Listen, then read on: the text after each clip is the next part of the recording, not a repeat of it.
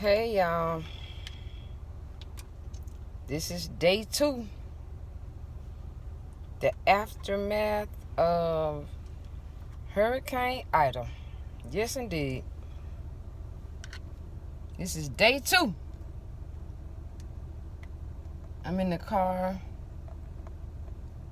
I gotta try to find some gas. I got half a tank, but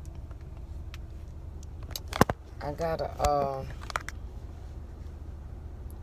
try to find me some gas somewhere. It says the gas station is open on Claiborne and Washington, so that's where I'm on my way to now, so I can get me some petrol.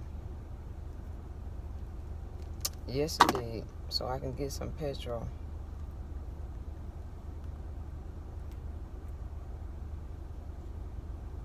Yes, indeed.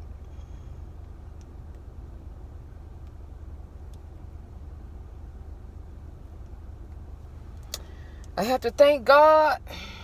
I have to thank God for life, health, and strength. I have to thank God that my house and my vehicle is not underwater. So I'm in thank God mode. You heard me? I'm in thank God mode. I have to thank God for what He has already done and what He will continue to do. They were saying on the news that it's taking them 4 days to assess the damages. So, in other words, I don't know how long